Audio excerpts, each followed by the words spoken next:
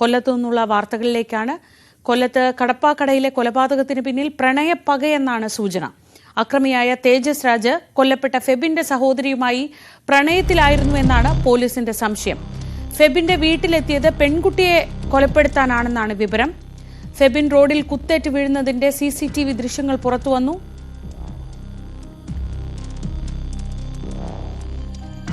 വിവരങ്ങളുമായി വിനീഷ് ചേർന്നു. വിനീഷ്, നമുക്ക് ആദ്യം ആ ദൃശ്യങ്ങളൊന്ന് കാണാം.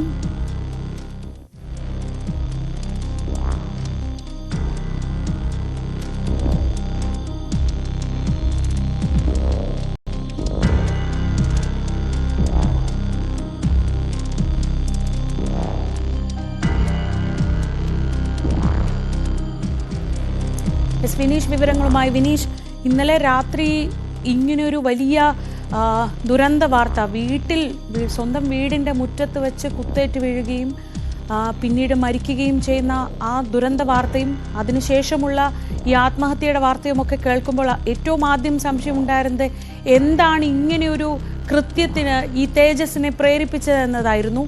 അക്കാര്യത്തിൽ പോലീസ് ഇപ്പോൾ നൽകുന്ന സൂചനകൾ എന്തൊക്കെയാണ്? കൊല്ലം ഉളിയകോവിൽ സ്വദേശിയായ ഫെബിനെ കൊലപ്പെടുത്താൻ കാരണം പ്രണയപ്പക എന്ന നിഗമനത്തിൽ തന്നെയാണ് പോലീസ് ഇപ്പോൾ ഉള്ളത്.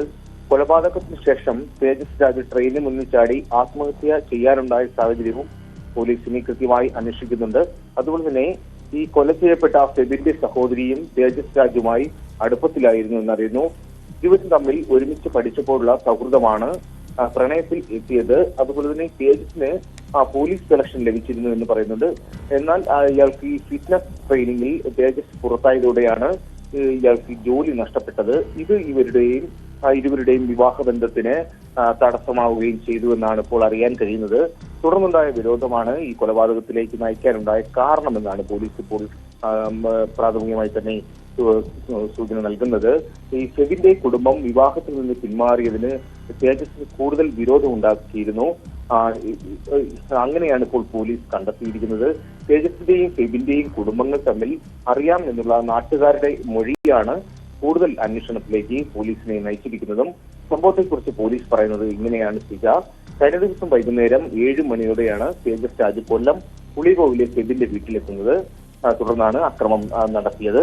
പർദ്ദ ധരിച്ചായിരുന്നു ഇയാൾ എത്തിയത്.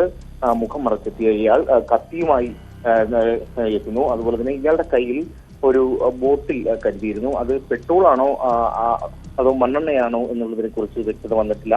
പക്ഷെ ഒരു ദ്രാവകം ഒരു കുപ്പിയിൽ നിറച്ച് ഇയാളുടെ കയ്യിൽ ഉണ്ടായിരുന്നു. ഇത് ഇയാൾ ഉടൻ തന്നെ ഈ ഫെബിന്റെ പിതാവിന്റെ ദേഹത്തേക്ക് ഒഴിച്ച് തീ കത്തിക്കാനുള്ള ശ്രമമായിരുന്നു എന്നാണ് പറയുന്നത്. പക്ഷെ ആ ഒരു ദൗത്യം നടക്കാതെ വന്നതോടെയാണ് കയ്യിൽ കരുതിയിരുന്ന കത്തിയെടുത്ത് കുത്തുന്നത്. ഫെബിനെ അതിക്രൂരമായി കുത്തിയെന്നാണ് അറിയാൻ കഴിയുന്നത്. കഴുത്തിനും നെഞ്ചിനും അതുപോലെ തന്നെ നട്ടലിന്റെ ഭാഗത്തുമായിട്ട് ആഴത്തിൽ മുറിവേറ്റതായിട്ടാണ് ഇപ്പോൾ അറിയാൻ കഴിയുന്നത്. ഈ കുത്ത് നടക്കുമ്പോൾ തന്നെ ഈ ഫെബിന്റെ പിതാവ് ഇടയ്ക്ക് കയറി തടസ്സം പിടിക്കാൻ നിന്നപ്പോൾ പിതാവിനും കുത്തേറ്റിട്ടുണ്ട്. ഇതിന് ശേഷമാണ് ഈ അക്രമി ഇവിടെ നിന്നും മതിൽ ചാടിക്കടന്ന് കടപ്പാക്കടയിലുള്ള റെയിൽവേ ട്രാക്കിലെത്തുകയും ട്രെയിനിന് മുന്നിൽ ചാടി ആത്മഹത്യ ചെയ്യുകയും ചെയ്തിരിക്കുന്നത്. ഇതിനെ തുടർന്നാണ് ഈ കുത്തേറ്റ ഫെബിൻ വീടിന് പുറത്തേക്ക് ഓടി വരുന്ന CCTV ദൃശ്യങ്ങളടക്കം പോലീസിന് പിന്നെ ലഭ്യമായിരിക്കുന്നത്. അതുപോലെ തന്നെ ഈ കുത്തേറ്റ ഗോപസും, അത് ഈ ഫെബിന്റെ പിതാവിന്റെ പേരാണ്, ഗോപസും അതുപോലെ തന്നെ ഈ ഫെബിനെയും ഉടൻ തന്നെ ഒരു ഓട്ടോയിൽ നാട്ടുകാർ ഇടപെട്ട് ആശുപത്രിയിലേക്ക് എത്തിച്ചുവെങ്കിലും ഈ ഫെബിന്റെ ജീവൻ രക്ഷിക്കാൻ സാധിച്ചില്ല. അങ്ങനെ ഈ ഗോപസിന് തന്റെ പരിക്ക് ഗുരുതരമല്ലെങ്കിൽ പോലും ഇപ്പോൾ ആശുപത്രിയിൽ ചികിത്സയിൽ തുടരുന്നൊരു സാഹചര്യമാണ് ഉള്ളത്. ഈ ഫെബിനെ കുറിച്ച് പറയുകയാണെങ്കിൽ ഫെബിന് 22 വയസ്സ് മാത്രമേ പ്രായമുള്ളൂ. ഫെബിൻ BCA 2ാം വർഷ സ്റ്റുഡന്റ് ആണ്. ഫാത്തിമ കോളേജിലാണ് പഠിക്കുന്നത്. അതുപോലെ തന്നെ ഈ ഫെബിൻ ഈ ഡെലിവറി ബോയ് ആയിട്ടൊക്കെ ജോലി ചെയ്തൊക്കെയാണ് അയാളുടെ പഠനമൊക്കെ പോകുന്നത്. അപ്പൊ അങ്ങനെ എല്ലാം കൊണ്ടും നല്ല നാട്ടുകാർക്കൊക്കെ വളരെ പ്രിയപ്പെട്ടവനായിരുന്നു ഈ ഫെബിൻ. അത് ഫെബിന്റെ കോളേജ് അധികൃതർ തന്നെ പറയുന്നത് ഫെബിൻ നല്ല ഒരു പയ്യനാണ്, വളരെ നല്ല അഭിപ്രായമാണ് കോളേജിൽ നിന്ന് പോലും അറിയാൻ കഴിയുന്നത്. എന്തായാലും ഈ അക്രമി ഉപയോഗിച്ച ഈ കൃത്യത്തിനായി ഉപയോഗിച്ച കത്തി ഇവരെ വീടിന്റെ സമീപത്ത് നിന്ന് പോലീസ് കണ്ടെത്തിയിട്ടുണ്ട്. CCTV ദൃശ്യങ്ങൾ പരിശോധിക്കുന്നുണ്ട്. അതുപോലെ തന്നെ ഇന്ന് ഫോറൻസിക് സംഘം സ്ഥലത്തെത്തി വിശദമായിട്ടുള്ള പരിശോധനകളെല്ലാം നടത്തും. എന്തായാലും പോലീസ് ഈ ഒരു കാര്യത്തിൽ കൂടുതൽ അന്വേഷണത്തിലേക്ക് നീങ്ങുന്ന ഒരു സാഹചര്യമാണ് ഉള്ളത്. ഈ സമയത്ത് ഈ കൊലപാതകം അല്ലെങ്കിൽ ഈ അക്രമം നടക്കുന്ന സമയത്ത് ഫെബിന്റെ സഹോദരി, ആ കുട്ടിയുടെ പേരിലാണ് ഇങ്ങനെ ഒരു കൊലപാതകം നടന്നതെങ്കിൽ അവർ വീട്ടിലുണ്ടായിരുന്നോ?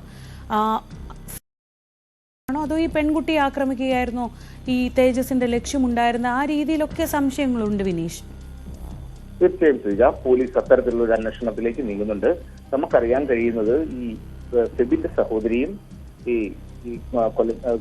കൊലപാതകിയുമായിട്ട് മുൻപ് സൗഹൃദങ്ങൾ ഉണ്ടായിരുന്നു. ഇതിനെ തുടർന്നുള്ള പക തന്നെയാണ് ഈ കൃത്യത്തിലേക്ക് നയിച്ചതെന്ന് തന്നെയാണ്.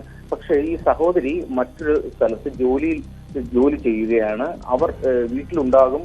ഇന്ന് അവർ അതായത് കൃത്യം നടന്ന ദിവസം വീട്ടിലുണ്ടാകും എന്ന് കരുതിയാണ് ഈ അക്രമി അവരുടെ വീട്ടിലെത്തിയത് എന്നുള്ള സംശയം പോലീസിനുണ്ട്. അത്തരത്തിലുള്ള ഒരു അന്വേഷണത്തിലേക്ക് നീങ്ങുന്നുണ്ട്. എന്തായാലും ഈ ഇരു കുടുംബങ്ങൾ തമ്മിൽ അറിയാം എന്നുള്ള ഈ നാട്ടുകാരുടെയും ചിലരുടെയും മൊഴികളാണ് കൂടുതൽ അന്വേഷണത്തിലേക്ക് ഇപ്പോൾ പോലീസിനെ നയിച്ചിരിക്കുന്നത്. കൂടുതൽ വ്യക്തത ഇനിയും വരാനുണ്ട്. ഈ തേജസിന്റെ അച്ഛൻ Kollam district crime records bureau grade SI Raju, അദ്ദേഹവും പോലീസുകാരനാണ്. ഇയാൾക്ക് പോലീസ് സെലക്ഷൻ കിട്ടിയിരുന്നു. അങ്ങനെ ഒരാളാണ് ഇങ്ങനെയൊരു ക്രൂര കൊലപാതകത്തിലേക്കും അത് കഴിഞ്ഞൊരു ആത്മഹത്യയിലേക്കും ഒക്കെ പോയത് എന്ന് പറയുമ്പോൾ അതും വലിയ ഞെട്ടലുണ്ടാക്കുന്ന കാര്യമാണ്. ഇത് വളരെ ആസൂത്രിതമായി തന്നെ നടത്തിയൊരു കൊലപാതകം, ആ രീതിയിലാണോ പോലീസ് സംശയിക്കുന്നത്? തീർച്ചയായും പോലീസ് അങ്ങനെ തന്നെയാണ് കാണുന്നത്. വളരെ ഗൗരവത്തോടെ തന്നെയാണ് ഇതിന്റെ അന്വേഷണം മുന്നോട്ട് പോകുന്നത്. അതുപോലെ തന്നെ CCTV ദൃശ്യങ്ങൾ കേന്ദ്രീകരിച്ച് ഇനി അന്വേഷണം നടക്കാനായിട്ടുണ്ട്. ഈ അക്രമി 6 മണിയോടുകൂടി പരിസരത്ത് എത്തിയതായിട്ട് ചില സൂചനകൾ ലഭിച്ചു. അതായത് ഈ പർദ്ദ ധരിച്ച് വീടിന് ചുറ്റും നടന്നതായിട്ട് നാട്ടുകാർ പോലീസിന് മൊഴി നൽകിയിട്ടുണ്ട്. അങ്ങനെയുണ്ടെങ്കിൽ അത്തരം ദൃശ്യങ്ങൾ കൂടി പോലീസിന് കണ്ടെത്തേണ്ടതായിട്ടുണ്ട്. സമീപ പ്രദേശങ്ങളിൽ വീടുകളെല്ലാം CCTV ഉള്ളതായി പോലീസിന് അറിവുണ്ട്. അപ്പോൾ ഇന്ന് അങ്ങനെയുള്ള ദൃശ്യങ്ങൾക്കായിട്ടുള്ള അന്വേഷണവും നടക്കും. കൂടുതൽ അന്വേഷണത്തിലേക്ക്, അതായത് ഫോറൻസിക് സംഘം അടക്കം സ്ഥലത്തെത്തി പരിശോധനകൾ നടത്തി ശാസ്ത്രീയ തെളിവുകൾ അടക്കം ശേഖരിക്കാനുള്ള ഒരു നിഗമനത്തിലാണ് പോലീസ്. അതിനുള്ള ഉടൻ തന്നെ ഏകദേശം ഒരു 10 മണിയോട് കൂടി ഫോറൻസിക് സംഘം എത്തുമെന്നാണ് നമുക്കറിയാം. ഇന്നലെ രാത്രി 7 മണിയോടെയാണ് ഈ ഉളിയക്കോവിൽ ഇങ്ങനെ ഒരു വലിയ ഞെട്ടിക്കുന്ന, നാടിനെ മുഴുവൻ ഞെട്ടിക്കുന്ന ആക്രമണം ഉണ്ടാവുന്നത്. തേജസ് രാജ്, ഇയാൾ നീണ്ടകര സ്വദേശിയാണ്. തേജസ് രാജാണ് ഈ ഉളിയകോവിൽ സ്വദേശിയായ ഫെബിൻ്റെ വീട്ടിലെത്തുകയും പർദ്ദ ധരിച്ച് വീട്ടിലെത്തി ഫെബിനെ വിളിച്ചിറക്കി കുത്തി കൊലപ്പെടുത്തിയത്. ഫെബിൻ്റെ അച്ഛൻ ഗോമസിനും പരിക്കേറ്റിട്ടുണ്ട്. ഇദ്ദേഹം ഇപ്പോൾ ചികിത്സയിലാണുള്ളത്. ഈ ആക്രമണത്തിന് ശേഷം കാറിൽ പോയ തേജസ് പിന്നീട് കൈഞ്ഞരമ്പ് മുറിച്ച ശേഷം ട്രെയിനിന് മുന്നിൽ ചാടി ആത്മഹത്യ ചെയ്യുകയായിരുന്നു. എന്തായാലും വിശദമായ അന്വേഷണത്തിലേക്കും എന്താണ് ഇതിലേക്ക് നയിച്ചത് എന്ന സ്ഥിരീകരണത്തിലേക്കുമൊക്കെ പോലീസ് ഇനിയും എത്തേണ്ടതുണ്ട്. ഇന്ന് നേരം വെളുക്കുന്നതേ ഉള്ളൂ. കൂടുതൽ പരിശോധന പ്രദേശത്ത് നടത്തേണ്ടതുണ്ട്. CCTV ദൃശ്യങ്ങൾ ശേഖരിക്കേണ്ടതുണ്ട്.